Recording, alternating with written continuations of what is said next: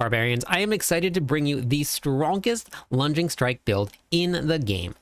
Now, we already have done one build guide for this, but this one right here is the ultimate Lunging Strike build. This one will absolutely melt bosses. This will run Pit 100 in 2.5 minutes, and this is going to clear Pit 120.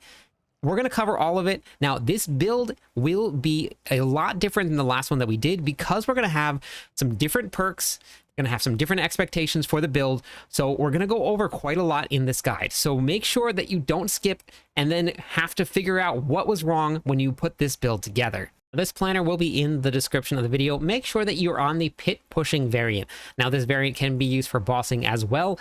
Now, for stuff like the Infernal Hordes, you probably want to run just the normal Chaos Armor. This is going to be for that really big burst damage where you might run into a little bit of cooldown issues. So the Chaos Armor version will allow you to continuously attack, and then you don't have to worry about facing any of the cooldown stuff that we're going to talk about in the rest of the video. So I'm going to show you a Pit 105 that we ran really fast, and we'll show you a couple bosses, then we'll break down the build.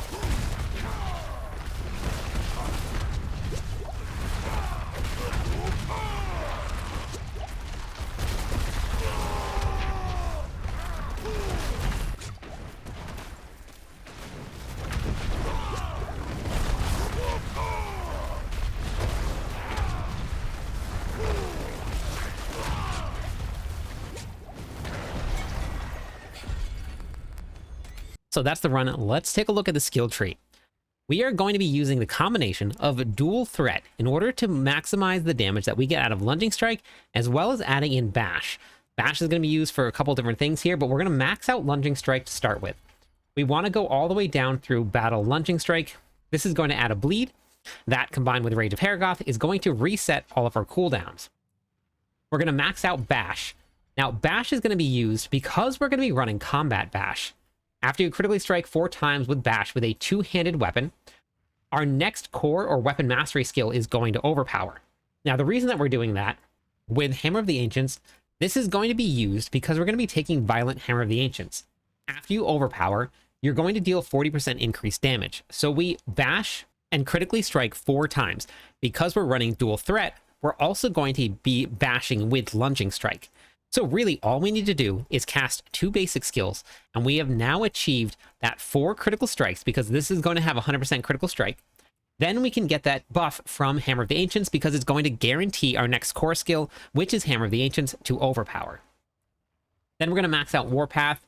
Every time that we overpower, we're going to deal additional damage, and like I said, we will have 100% chance to overpower, so this will always be active. Then we're going to be going into Tempered Fury here. We will be working on maxing out as much Fury as we can, because we're going to be running the Ramalodnes, so we're going to max that out. We're going to put 3 points into Imposing Presence. This is going to give us some maximum life. 3 points into Martial Vigor. That's going to give us some damage reduction against elites. We're going to be putting 1 point into Outburst. We're going to need Thorns for our Paragon board. We're going to be taking Challenging Shout all the way down through Enhanced Challenging Shout. We're going to max out Belligerence. After we use a basic skill, we're going to deal some additional damage. We're going to be taking Warcry all the way down through Power Warcry. This is going to buff the damage that we get from Warcry.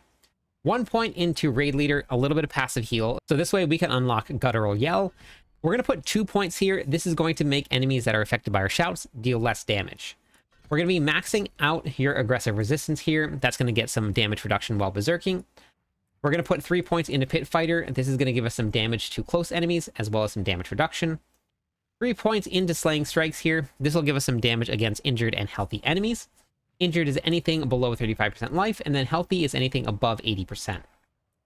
1 point into Thick Skin so that we can unlock Counteroffensive. Whenever our Fortify is above 50% of our maximum life, we're going to have additional damage. Because we're going to be running a 2-handed mace setup for all of our abilities, we're going to be taking Heavy Handed. This is going to give us some extra damage while we're using a 2-handed weapon. Brute Force here is going to give us some additional overpower damage while using a 2-handed weapon. And Wallop is going to give us some additional damage to vulnerable and stun enemies whenever we're using a bludgeoning weapon, which our 2-handed mace will be. We're going to be maxing out Wrath the Berserker here, so we can go all the way down through Supreme Wrath the Berserker. This is just going to give us some big boosts of damage. It will add a nice pull whenever enemies are grouped up. We'll actually end up doing more damage because the cleave is going to hit more enemies. We're going to refund and reset our cooldowns. We'll get back more fury. That pull is basically invaluable. It's also going to be our only source of unstoppable in this build, so it will be very crucial that we get our cooldowns reset. Then we're going to be taking Unconstrained. We're going to have our Berserking bonus increased. And while we're not healthy, which we will always be not healthy, we're going to be Berserking 100% of the time.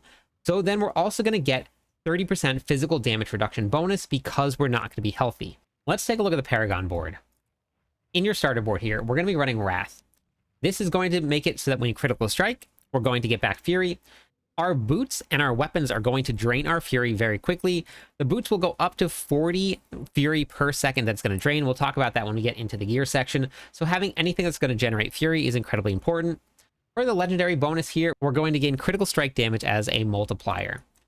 In the next board here, we're going to be running Warbringer. Now, you can always swap this out, but you're going to have to move around a couple different skill points. If you wanted to go with something like Weapon Master, you could, but I wanted to scale up Ramalodne's damage, and I wanted to get a source of Fortify that wasn't coming from Rallying Cry or coming from Warcry. So in this board, we're going to be running Martial. This is actually going to help us reset the cooldowns of our basic skills, which will have a cooldown, but we'll talk about that later on in the video. So anytime that we use a shout, it will reset the cooldowns of any of our non-shout skills by 2 seconds. Now, our cooldowns with our basic skills will be about 2 seconds. This is going to help reduce that back down to 0 so we can continue to attack. We're also going to gain an increase in damage as a legendary bonus here. In the next board, we're going to be running Blood Rage. Because we're always going to be berserking, we're going to have a 45% increase in damage here. Inside of this board, we're going to be running Challenger. This is going to increase the amount that we get from our normal nodes, giving us more strength. And it also is going to give us some additional damage to elites, as well as the legendary bonus is going to give us some damage to elites. In the next board, we're going to be running Carnage. While we're berserking, we're going to have 25% increased attack speed. We're also going to deal 30% increased fire and physical damage. Inside of that board, we're going to be running Crusher.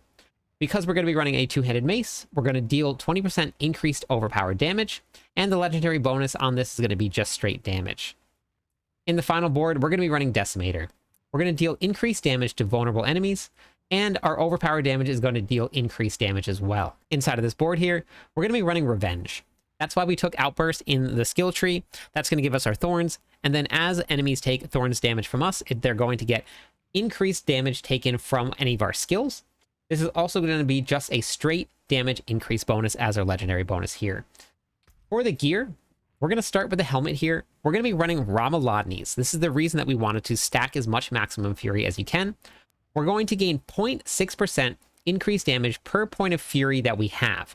So as soon as we cast that, whatever fury we have, we're going to gain quite a bit of increased damage to that. Now, if you look here, we have 271 fury. That will go up as you get your masterworking correctly done, which you can see mine is not. And if you want to know where to put the correct masterworking, you're just going to go into the planner here. You're going to put up the gear stats here. You're going to find your Ramalodnes here. You're going to see, okay, I need maximum resources. That is what you're going to put your masterworking in. So that's how you're going to figure out where you need to go. When you go down the very bottom here, you're going to see that the Chaos Armor uniques can be found in any slot combination. You do not have to match the planner exactly. You can just find any of the uniques in whatever combination you can fit them in. For the chest piece, we're going to be running Fists of Fate. You're going to have either this as your source of vulnerable damage, or you're going to have it on your ring. Now, I can replace either one of those as I find other pieces of gear, so I don't necessarily need it on both of them. So that is going to be a very important key part of this, because that's where you're going to be getting your vulnerable damage from. For the gloves, we're going to be running Hooves of the Mountain God. Casting a basic skill while at maximum fury causes your fury to increasingly drain until you run out, during which your basic skills now will cleave, and they're going to deal up to 120% increased damage. When we get to maximum fury, as soon as we cast a basic skill, our fury starts to drain. Now, they cap that drain this season at 40 fury per second. Now, if you look here, we are getting 22% fury back. That will change because you do want to get different GAs. But right now, with the amount of fury per second that we're getting, plus all of the fury generation that you're going to get from having all of your abilities, you will be able to maintain that 40 fury per second drain. Now, we saw on the Ramalodnes is also going to be taking 10 fury per second. So now we're looking at 50 fury per second that we're going to be losing. It seems like a lot, but we're going to be getting back a lot. For the pants, we're going to be running the Rage of Herioth. Our Lunging Strike now deals bleed damage, as we saw in the skill tree. On a lucky hit, inflicting bleed on an enemy has a chance to reduce the cooldown of your skills by 1 second. So if we have Lunging Strike at 2 seconds and we use Lunging Strike once, and then that casts Bash, now we're down to 1 second cooldown. And if we get lucky, our Bash will cast Lunging Strike as well, and then we'll actually be able to constantly reset our skills. It does rely on some luck. Lunging Strike does have a 99% lucky hit chance with this build, so every single time we cast, basically, we will have a 72% chance to reduce that cooldown. Bash, same thing here. We have the exact same lucky hit chance. So as long as it casts both, we have a 72% chance to continuously be able to attack. So if luck is on your side, you're going to see a whole bunch of attacks going off, and we'll show that in the gameplay loop. For the boots, we're going to be running Pain Gorgers. Normally in the Lunging Strike builds, we have our Wolves, and our Wolves help spread Pain Gorgers. What we're going to be using for this is we're going to be using Hammer of the Ancients, and we're also going to be using Wrath of the Berserker. Damaging an enemy with a non-basic skill, cast a mark on them for 3 seconds. When a basic skill first hits a marked enemy, that basic skill's damage is echoed to all of the marked enemies, and it deals additional damage. What that means is when we put that buff onto an enemy, and we'll show that during the gameplay loop what it looks like, now every time that we crit, overpower, and hit an enemy, any enemy with that mark is going to take the same damage. With the Wolves, it was kind of fun because even the enemies that were hanging out, that were getting attacked by the Wolves, were actually going to be taking damage even though we weren't anywhere near them. But in order to pit push with this, we need to get as much damage out of this as we can, so we're going for a higher damage build with relying on the pull from Wrath of Berserker. For the two-handed weapon, we're going to be running Earthquakes. The ground stomp portion of this you can ignore. We're going to be getting our Earthquakes from our runes. But we put this on our weapon here because while standing in an Earthquake and for 4 seconds after, we're going to deal increased damage. This is going to be up very consistently because we can place our Earthquakes down as soon as we get to the monster because we're going to be running Igni, and we'll talk about that during the rune section. For your affixes here, we're going to be running Strength, Max Life, Critical Strike Damage, and then for the tempers here, you want to be running Critical Strike Damage and Chance for Lunging Strike to deal double damage. For the dual wield weapons, we're going to be running Shard of Varathiel. Now, the most important part about this is going to be your 150% increase to damage with your basic skills, but this also makes your basic skills cost 25 primary resources. Now, remember, we were already at 50 Fury per second, and now every single time that we cast, it's going to cost us 25 primary resources. So make sure that you read through the planner here because there will be a Fury management section in the planner. For the other weapon, we're going to be running the Saber of Sasgal. This is going to be a very fun weapon to use. We have 4 abilities on our bar that will deal damage. You gain up to 4% increased damage for each damaging skill you have equipped. So right off the bat, we immediately get 16% increase in damage because we have 1, 2, 3, 4. When we add 5 ranks into Wrath of the Berserker, it now will count as a damaging enemy for us. So that's where we get our 4th one from. On top of that, we have up to a 12% increased damage each time we use one of those damaging abilities. So that's going to give us 48% increased damage on top of the 16% we're already gaining. This will also give us ranks to Warpath as well. So that Warpath, as you saw in the very beginning, it's going to give us damage after we overpower. For the two-handed slashing weapon, we're going to be running the Grandfather. This is just a great stat stick with a big damage boost. Same thing with Ring of Starless Sky. Now, you saw we're going to have a Fury cost for our basic skills because of Shard of Varathiel. Having the Ring of Starless Sky is going to cut that Fury cost in half, lessening that burden on Fury management for us. It also is going to give us a big boost to our damage at 50% increased damage. Now, that happens after we spend primary resources, which, as you saw, we spend primary resources quite a lot. For the other ring, we're going to be running Moonrise. The reason I put Moonrise on the ring is that you have to attack 5 times. After you attack 5 times, then you enter a Vampiric Blood Rage state. Then you'll gain increased damage, movement speed, and attack speed. But that only lasts for 10 seconds and then is down until you attack 5 times. Earthquake damage can be up all the time, so I put this onto the ring here just so that we didn't really have much downtime on the damage that we're doing. Now for the affixes here, we're going to be running Strength, Attack Speed, and again, depending on where your greater affixes are, you can either have chance to make enemies vulnerable, or if you need to, because the build can be a little bit squishy, you can add in Max Life here, or you can just simply add in Critical Strike Damage if you just want to boost some damage out of this here. Or if you need to, add in some resistance to all elements to help you hit your cap. Depending on what we're going to be running, we could either be running 2 different perks, and we'll talk about those when we get there. Depending on that, you may want to change it up a little bit. For the tempers here, we're going to be running Wrath of Berserker cooldown and then Critical Strike Damage as your tempers.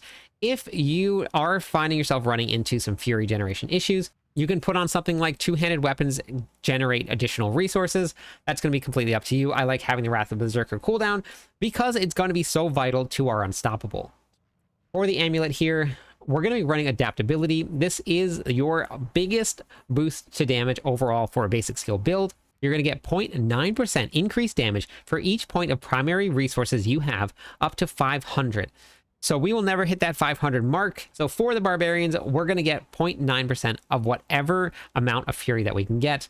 For the affixes here, we're going to be running Strength, Brute Force if you can get it. I was running a different build that needed some movement speed, so we had movement speed here, but Strength, Brute Force, Heavy-Handed. And then for your tempers, we're going to be running Invigorating Fury and Wrath of Berserker cooldown.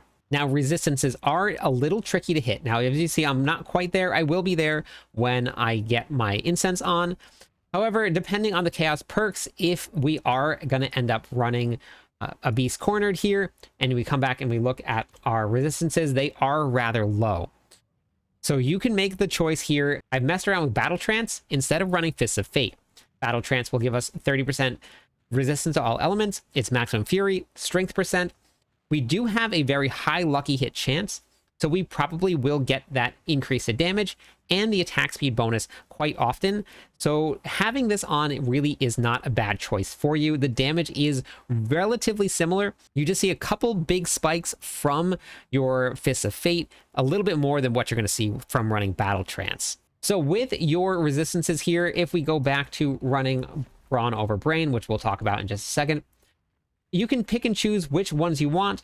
If you're really over on Shadow, which I'm not, I'm only 10 away, I'm going to be running my Amethyst here, because inside the Paragon board, we're going to get fire and cold resistance, which is kind of funny because my cold resistance is below, but that's because I end up going with all 3 of the other resistances in order to get those closer to cap. So pick and choose where you're at with your character and with your build, but that was what I was running inside of my jewelry. For your armor, you're always going to put your rubies inside of your armor and not inside your weapons. This is going to add armor to you, and it's also going to add multiplicative damage. Your strength, which is your main stat, and every main stat for each class adds multiplicative increases to your damage, which is what you want. It's a much bigger increase to your damage than having critical strike damage gems inside of your weapons. Speaking of weapons, we're going to be putting critical strike damage inside of the dual wield weapons because we can't put any runes in there. So those are going to give you some damage increases that will help work with your grandfather. Then for your runes here, we're going to be running Cur Vex. Every time that we cast 5 skills, we're going to become exhausted for 3 seconds. However, it's going to give us +3 ranks to all of our skills. So we're going to get some more damage out of Bash. We'll get more ranks to your Wrath of Berserker, and we're going to get more damage out of Lunging Strike. For the other set of runes here, we're going to be running Igni Tech. You can run Lith Tech if you want, but what we're going to be doing is we're going to be running Igni Tech so that whenever we get to a monster, we already have all of the stored offerings so that we can immediately cast an Earthquake and then stand in it and gain that bonus. For your consumables, we're going to be running Soothing Spice, Redamine Buzz, Ancient Times, and then we're also going to be running Elixir of Resourcefulness. This will give us more Maximum Fury, which is more damage. It will also help cut down the resource costs that we're going to have on all of our basic skills, which will help with our Fury management issues. For your expertise here, we're going to be running a Two-Handed Axe. You do not have to have a Two-Handed Axe equipped in order to take advantage of this. We will just always get that 10% increased damage to vulnerable enemies as we have this equipped. For your mercenaries here, we're going to start with Rahir. This is just a great all-around defensive ability here. We're going to get 15% increase to all resistances, and then we're also going to get Bastion. This is going to take 90% of all of the damage that is going to be dealt while we're standing inside of this bubble and redirect it to Rahir. For your reinforcement, we're going to be running Aldkin with Field of Languish. This is going to make it so that enemies deal 20% reduced damage to us. Any little bit of damage reduction we can take with this build is definitely going to help. And then for your Chaos perks here, this is where we're going to be choosing what you want to do. Now, I did go and I tested out Bronze over Brains as well as the Beast Corner. Now, Beast Corner will be getting fixed in the next upcoming hotfix, which is going to be happening on Tuesday. This actually worked really, really well, and I did not feel very squishy. I thought I was going to feel terrible running around, but I actually did not feel that. However, you're going to get more damage increase out of this because we'll always be overpowering. The problem with this right here is, yes, it's going to give us 200% increase maximum life. It's going to give us a big bonus to healing, a huge increase to overpowered damage as a multiplier, but we're going to lose 25% of our maximum resistances, which is a lot. And our damage reduction from armor is going to be capped at 60%. So on top of that, we lose all of those defenses. We're going to be running Marred Guard. This is going to cap us off at 50% life. It's also going to give us a bonus to our maximum resistances, which is absolutely huge when we've just lost 25%. And it's going to give us more armor so that we can make sure we hit that cap. And now for the cream of the crop, the bread and butter of this build, we're going to be running Unstable Power. This is going to make our basic skills guarantee to critically strike and overpower for a 100% increased damage, which is huge. The trade-off is now they have a 3-second cooldown. Now, based on the cooldown reduction that we have on our gear, we can actually reduce that cooldown just through cooldown reduction. And if we can get it down to under 2 seconds, then we have that chance of making sure that we reset it constantly. We're going to be running Dual Threat here. Dual Threat is going to cast a second basic skill that we have on the bar. Now we have Lunging Strike and we have Bash at the target. And those second skill that's cast is going to deal 80% of the normal damage. So every time that we cast Lunging Strike, we will also cast Bash. And then every time we cast Bash, we will also cast Lunging Strike. So the gameplay loop for this build, you're going to spam Bash and Lunging Strike as much as you can. As soon as they come off of cooldown, you have to use them. You're going to use your Wrath of Berserker when you get next to enemies, so you can pull them in and they are all standing on top of each other. Your shouts you're going to use on cooldown, and after we have attacked at least once with each of your basic skill abilities, then you're going to use your Hammer of the Ancients. That will spread your Pain Gorgers. Your Pain Gorgers buff is going to look like this right here. There's this little circle above the enemy. That happens anytime that we hit an enemy with something that is not a basic skill, which will be Wrath of the Berserker and Hammer of the Ancients. So how this is going to work, just to run through a rotation, you're just going to use Lunging Strike and Bash, then you're going to pop your Shouts and your Wrath of Berserker, and then you're going to hammer once. That hammer will give you that increase of damage. Now we have to make sure that we constantly are refreshing your Hammer of the Ancients. You can just use the timer above Hammer of the Ancients as a really great way to do that. When it gets right down to almost gone, you're just going to cast it one more time. And then you just hold down your buttons, and then you're going to do billions and trillions of damage. This build is incredibly fun, and when you get those cooldowns right, it can be very mobile. You're going to fly through all of the content. I'm very excited to hear how far you take this build in the pits. Make sure you let me know in the comments what you think of the build and how far you got to clear with it. That's all I got for you today. Hopefully you found this video helpful. If you did, make sure you share it with your friends. Thank you already for watching. I'm live every night. I'd love it if you stopped by, said hi, theory crafted with me. Catch you on the clip side.